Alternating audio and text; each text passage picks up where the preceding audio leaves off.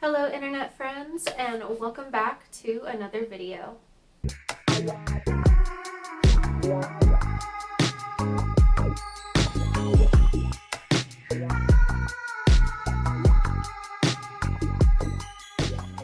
Today I want to share a vision with you. Well, a vision board that is. I am officially on my last leg of this 4-month journey of following Cal Newport's Deep Life Framework. And if you haven't seen my other videos from this series yet, I highly recommend going to watch those first because they are full of helpful information on how to get organized and start chipping away at all of those goals you've been wanting to accomplish but haven't really had the time for. The final phase of this framework is all about vision, so I thought it would be fitting to share with you my process for creating my 2024 vision board and steps that you can take to make one that actually works. When we want things in our lives, we have to take action in order to get them. So think of a vision board as taking the first step to getting what you want. I'm just going to show you how I made my 2024 vision board, and then we can chit chat about why this works and mistakes to avoid. There's a bug flying around here. The thing about vision boards is that everyone does them a little differently. The last year or two, I've decided to make mine digitally. So I just go to Google and type in whatever it is I'm looking for. So, for example, this year, I really want to step into my femininity more. I have very much been living in my masculine energy for the last year, honestly, and I just kind of want to enter my soft girl era this year. So here I'm just looking for an image that emulates that idea, like this one here. I love this image, so I'm gonna put it to the side for now. And we're just gonna keep repeating that process until we have everything that we're looking for. Another thing that I would like to do differently this year is take better care of my hair. That's obviously a little bit more of a superficial goal, but I have just been feeling kind of shabby lately. I work from home, so I haven't really felt the need to do my hair, and it leaves a lot to be desired. So I want to start putting a little more effort in just to help make myself feel good. Something else that I will be working on this year is self-regulating my emotions and finding more inner peace. So I wanted to include a quote that says, "Today I choose peace," because, yeah, peace is a choice that we have to make every single day. As an aside, when I'm collecting images, I try to think about the overall aesthetic and if the colors of the different pictures will match. So I'll usually get a couple different options just in case one doesn't really fit. Now that we have all of our images, I'm going to go over to Photopea, which is a free photo editing service. If you don't want to pay for Photoshop, this is a really great option. I think it's incredibly sufficient for, just some casual Photoshop. So I always like to start with the year that I'm making this board for. This year is 2024, in case anyone needed a reminder, because I had to think about it a little bit. And then I also like to have a central quote. I picked this up from Amber Scholl, who is just absolutely iconic and honestly the queen of vision boards. And the central quote should represent the mindset that you would like to be in for that year. Once we have that, we can start placing all of our other images. So I just went ahead and populated all of them at once. And this is where the fun really starts. From here, we're just going to move things around, resize them, reshape them, make it look how you want, because it's only going to work, honestly, if you enjoy looking at it. So don't just throw it all on there in a grid form unless that's how your brain works. But try to make it, fun and make it something that you wouldn't mind looking at for a whole year. I like to fill in as much white space as I can. So when I was getting close to the end, I was struggling to fill in some of these spots. So I added in a couple quotes about nature and adventure. And then I also added in a couple paintings from one of my favorite artists because I just want this year to be a very romantic year. I want to be in love. I'm starting to plan my wedding and I just want it to be like all of the romantic feel good vibes. So I added those in to represent that. And yeah, eventually we have the finished product. From there, all you have to do is save it to your computer. I put mine as my laptop background. You could print it out from here if you wanted to and have it hanging in your room. Really, whatever you want to do. But yeah, there you have it, our 2024 vision boards. Okay, so now that we have our vision boards all set up, let's talk about why this works. What we've created is essentially a visual representation of all of our wildest dreams. By visualizing our desires, we are immersing ourselves in the reality where we have everything that we want. This helps us more easily make the connection between where we are now and where we want to be, and guides us in the right direction towards our dreams. There is a trick to making vision boards work, however, and that is personalization. I want you to get really personal with your vision board to the point where you are photoshopping your face onto your dream body. Don't be afraid to get carried away by the fantasy because the more you believe it, the more likely it is to happen. If you can dream it, you can do it. Exactly. As an example, this year I edited a picture of my YouTube profile to make it look like I have 500 subscribers. Seeing that every day is going to help motivate me to work hard until that image becomes my reality. Now, a mistake to avoid with vision boards is thinking that it's going to magically grant all of your wishes. I'm going to be so for real with you guys right now. It's still going to take some work to accomplish your goals. Vision boards are a really great tool for helping you get in the correct mindset to make your dreams a reality, but you have to be willing to act on those desires as well. I really wish it was a set it and forget it type of deal, but manifestation only works if you do, so that is something to keep in mind. So if you haven't already, I highly recommend creating a vision board. I have a feeling it's going to be a really great year for a lot of us, and creating a vision board is going to help you get in that mindset too. Oh my gosh, it's everyone's favorite girl. Hi, Bilba. Wanna come up here? Come here. Oh my gosh, you smell like the outside. What were you doing? Well, everybody, we have officially made it to the end of this 4-month life reinvention experiment.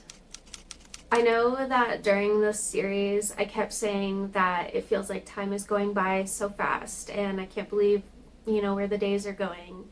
And now that we've reached the end of it, I feel like it's been a very long 4 months actually, or maybe it's been 5 months since we did sort of fall behind schedule at one point. But that's okay, we're here now, we made it. The last section of this 4-phase plan honestly was a little less involved up front than the others have been. The goal of this final stage is essentially to create one small plan and one large plan for your life that you continue to work on well past this 4-month period. For the small plan, Cal says that you should choose something that is more of a hobby, something that you want to, in a way, become an expert at, and something that people start to associate you with. So when I was thinking about my small plan, I was just thinking about something that I feel very passionate about, something that I enjoy doing, and if you've gotten this far in the series, then you know that, oh my god. I don't know what that was. Are you okay? Chelle. Anyway, so. Okay.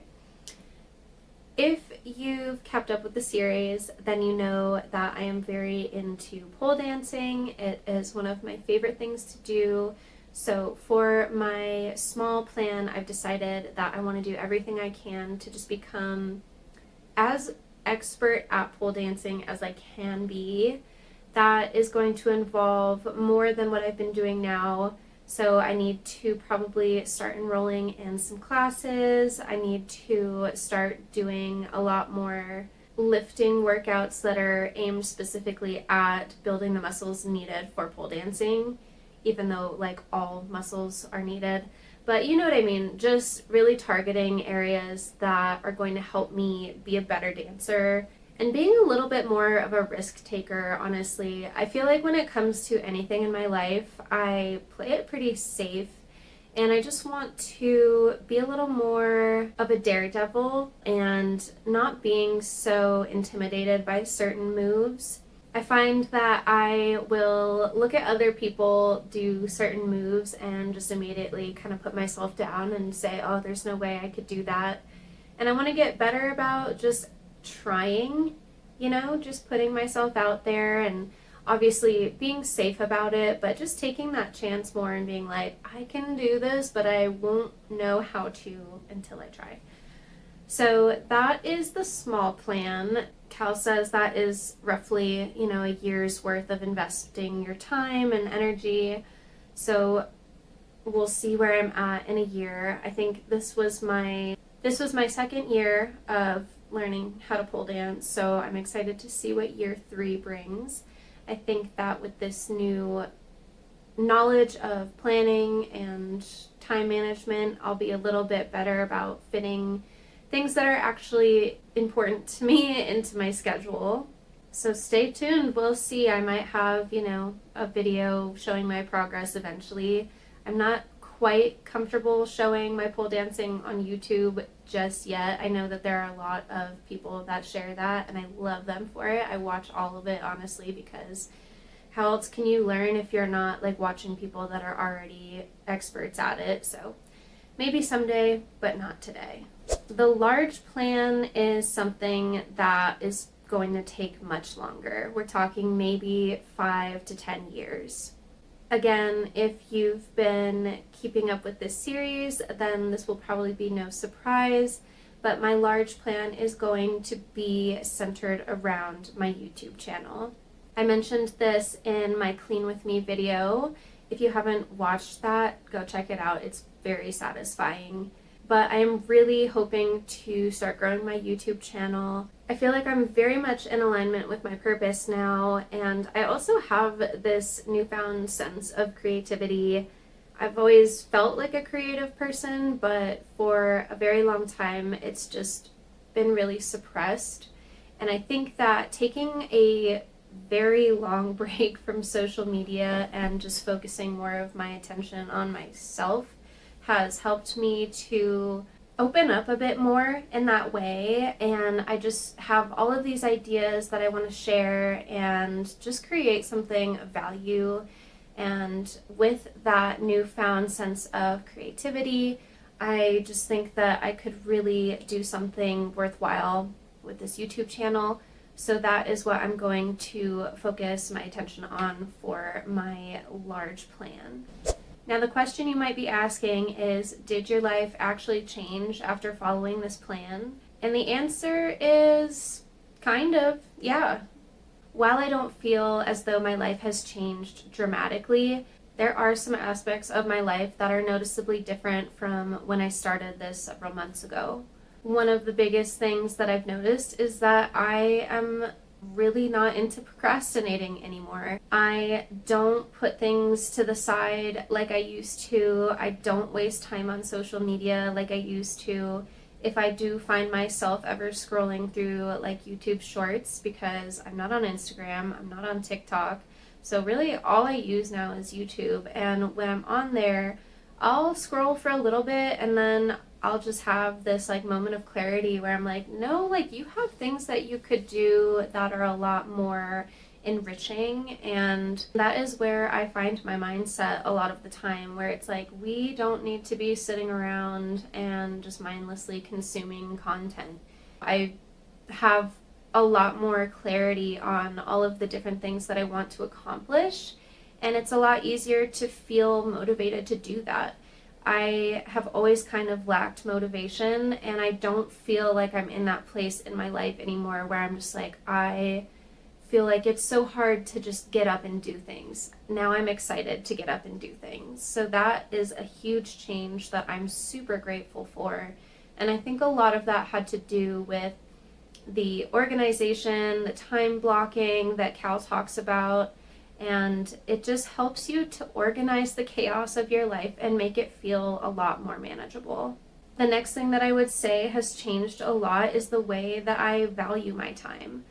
I used to give my time away to anyone and everyone that would ask for it. Now I weigh the pros and cons of how I'm spending my time. I think about the activities that are taking place and if it's something that I actually want or if it's something that I'm agreeing to just to please somebody.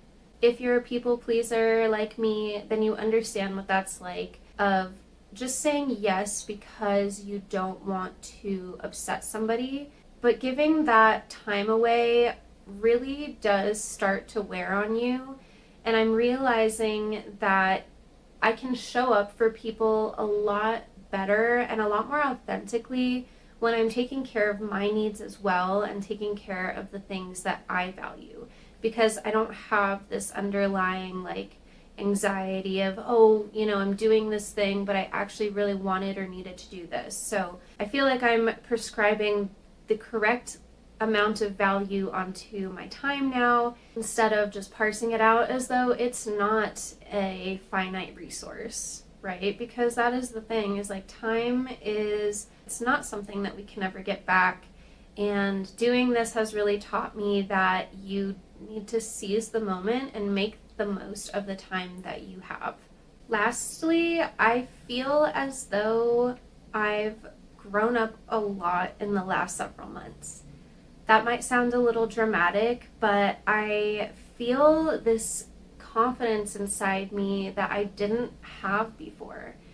There is definitely something to be said about how consistently checking tasks off of a to-do list boosts your confidence. I feel like I'm a lot more capable than I was several months ago.